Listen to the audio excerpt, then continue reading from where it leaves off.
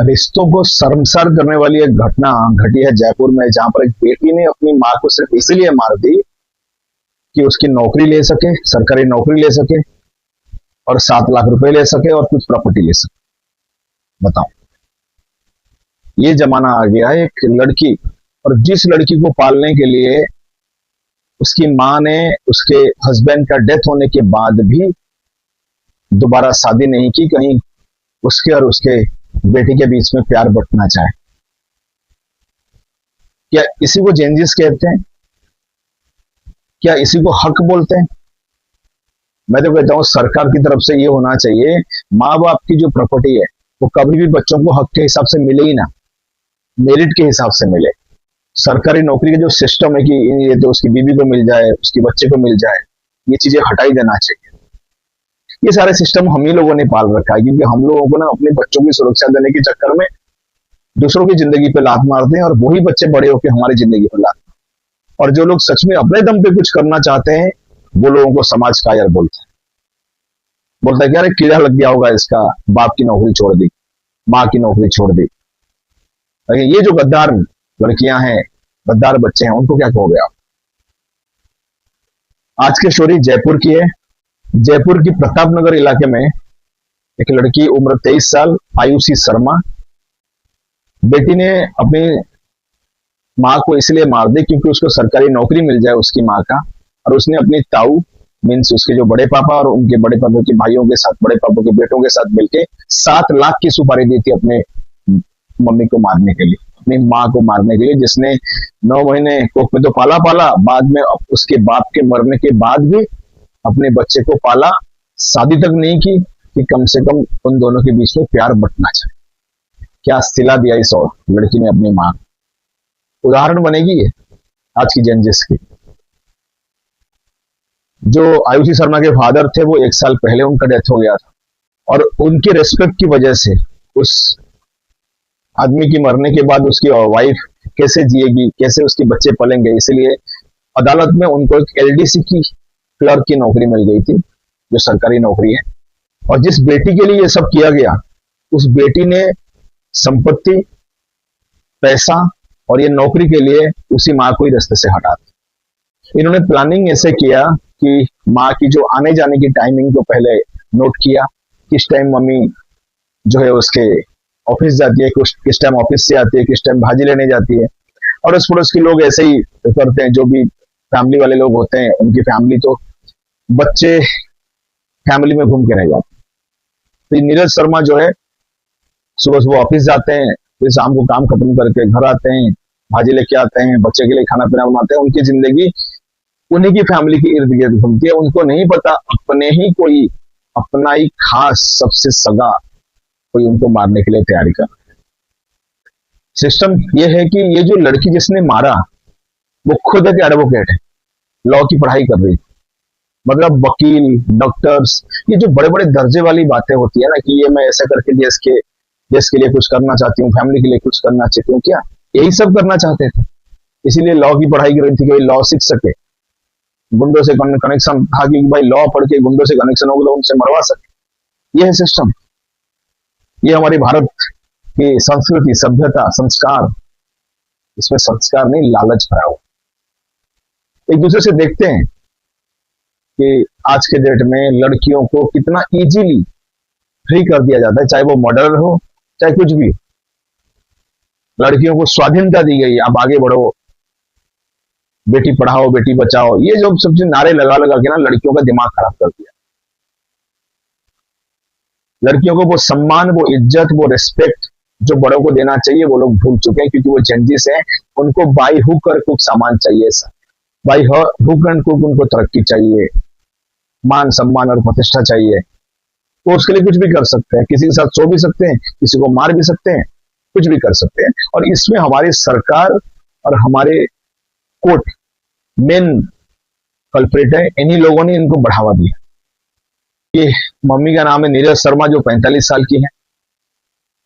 इनके नाम पे बाप के दिए हुए करोड़ की संपत्ति, जो मां के बाद बेटी को ही मिलने वाला था, सरकारी नौकरी जिससे बेटी अपनी घर चलाती थी, बेटी को चलाने पढ़ाने के लिए, खुशहाल रखने के लिए सरकारी नौकरी, और बेटी उसी को हत्याने के लिए माँ की हत्या कर दी। अब जेल में, जेल में भी नहीं रहेगी मेरे ख्याल से, वो भी सोनम जैसे और सिया जैसे जेल से बाहर रहेगी, कोई फर्क नहीं पड़ेगा, वो भी उंगली करेगी। ऐसा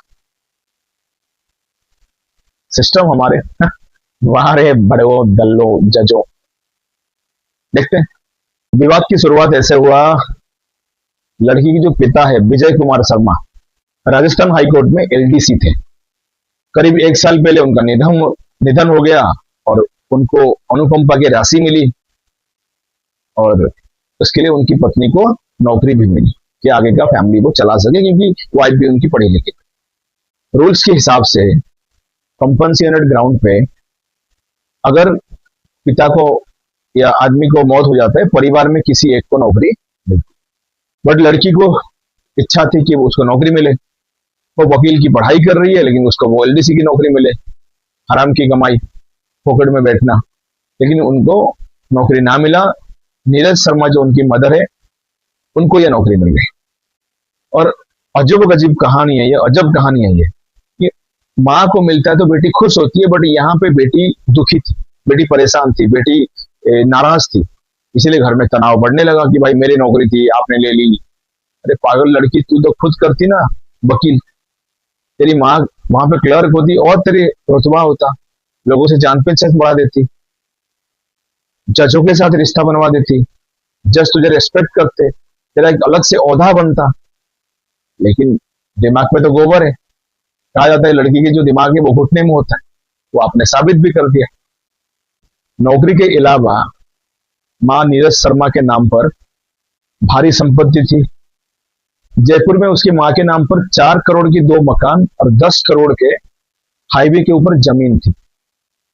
आयुषी के जो ताऊ है, मतलब बड़े पापा मोहन स्वरूप, और जो चचेरे भाई रवि मतलब बलराम जो इनका नाम था, उनका भी इस प्रॉपर्टी में नजर था। ऑब्वियसली होता है फैमिली में, ये नजर रहता है, बहुत कम लोग होते हैं इससे नजरअंदाज करते हैं, लेकिन ज्यादातर ये फैमिली में ये चीजें होता ही होता है।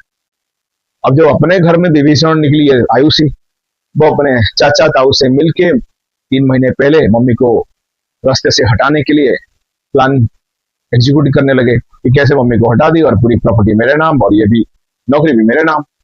जब इंसान के दिमाग में कीड़े पड़ जाता है, ऐसे ही होता है जो आयुषी के दिमाग में हुआ। पहले उन्होंने एक रेंटेड एसयूवी हायर किया जिससे एक्सीडेंट करके मां को मरवा सके, ये उनके प्लान था, बट वो किसी वजह से फेल हो गया। उसके बाद उन्होंने प्लानिंग किया क्यों ना हम सुपारी देके मरवा देते हैं। तो राजस्थान के भरतपुर में रहने वाले हेमंत शर्मा को 7 लाख की सुपारी दी कि उसकी मां को वो मरवा दे। हेमंत शर्मा ने 4 और गुंडों को अपने साथ ली और पिछला 2 हफ्ते से वो उसके रेकी कर रहे थे कि कहाँ जा रही है मम्मी, किस टाइम आ रही है, कब ऑफिस जा रही है, कब आ रही है, कब भाजी लेने जा रही है, कब कहाँ जा रही है, कब मंदिर जा रही है, सारा चीजें रेकी कर। बट नीरज शर्मा को अपनी बेटी की जो नजर और उनकी जो ससुराल वालों की जो उसके कनेक्शन थे, जिस तरह से नेगेटिव हो रहा था, तो ये अंदाजा था उनके ऊपर जान का खतरा हो सकता है। तो उन्होंने अपने भाई राकेश शर्मा को बोल चुके थे कि उनको जिंदगी का खतरा है, उनकी बेटी गलत रास्ते पे जा रही है, वो सुधारने की कोशिश कर रही है, तो उनकी बेटी मान नहीं रही है और उनकी बेटी से या ससुराल वाले से उनको जान का खतरा है। 3 जुलाई 2024 को आफ्टरनून में 4:45 के आसपास, मतलब 4:45 के आसपास, नीरज शर्मा ने, मतलब आयुषी की मम्मी ने, अपने दिव्यांग लड़के को कोचिंग सेंटर छोड़ के पैदल आ गई। अब उनको क्या पता उनके पीछे उनकी बेटी ने जो इतना बड़ा कारनामा दे रखा है, 7 लाख का सुपारी, तो उनकी नजर, उनका धाक लगाए बैठा ये शूटर, ये जो मर्डर, इसने क्या किया, 130 की स्पीड में गाड़ी लेके नीरज शर्मा के पीछे से एक्सीडेंट करवा दिया, पीछे से टक्कर मारा। और ये टक्कर इतना तेज था कि 100 फीट दूर नीरज शर्मा की बॉडी पड़ा और गिरते ही उनका डेथ हो गया। फिर आरोपी जो थे गाड़ी छोड़ के बाइक पे फरार हो गए। ये बताएंगे भाई गलती से एक्सीडेंट हो गया, सबके पास तो आजकल ड्राइविंग लाइसेंस होता है, तो नॉर्मल सी एक आपको देना पड़ेगा पैसा और आप छूट जाएंगे, ये प्लान था उनका। अब मदर के डेथ होने के बाद एक्सीडेंट में, तो बेटी आयुषी शर्मा छाती पीट पीट के रोने लगी, जो एक्टिंग करती है पुरानी फिल्मों की हीरोइन, वैसे ये भी एक्टिंग करने लगे, जैसे ये सोनम रघुवंशी ने किया, जैसे सिया ने किया, वैसे तो ये छाती पीटने का एक्टिंग की वजह से कि इन्होंने सबके दिल जीत लिया। हाँ भाई, कैसे बच्ची है, बेचारी बच्ची, चल बसी वगैरह वगैरह, उसकी माँ चल बसी तो क्या करेगी वो। तो ये सोची थी ये छाती पीटने के बाद जो दिव्यांग भाई की प्रॉपर्टी और ये जो प्रॉपर्टी और साथ में जो नौकरी सब इसको मिल जाएंगे। लेकिन हुआ उल्टा। ये उल्टा सब करवाया किसने? सीसीटीवी ने। पुलिस की तरफ से ये भी लग रहा था कहीं हिट एंड रन केस तो नहीं है। पहले पुलिस वो चीज मांग रहा, नॉर्मल बात है, आजकल हो जा रहा है।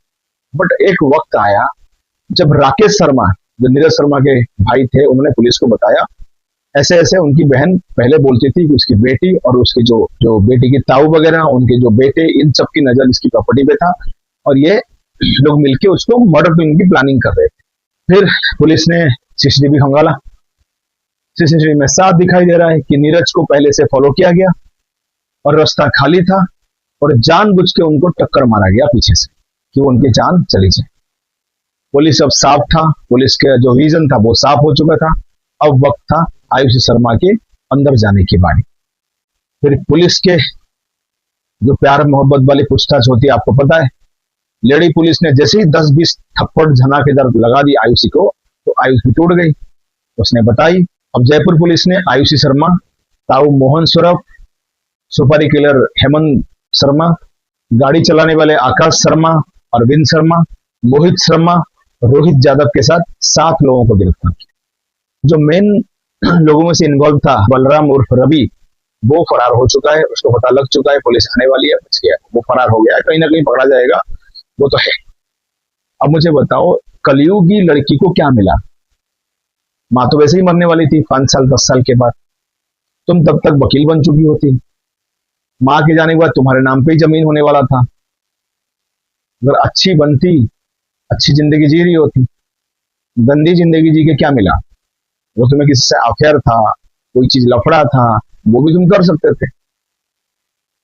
बट ना, जल्दीबाजी के चक्कर में अपनी ही माँ को मार दी, अपनी नजर में गिल्टी हो गई, अपनी नजर से तुम गिर गई। क्या मिला? 1 रुपए नहीं मिला, जेल के अंदर गए, वो अलग। बाकी आपको तो पता ही है कि हमारे इंडियन रूल्स आपको छोड़ देगा, कोई प्रॉब्लम नहीं होगा, बेचारी साबित हो जाओगे। देखते हैं क्या हो जाते हैं। वंदे मातरम।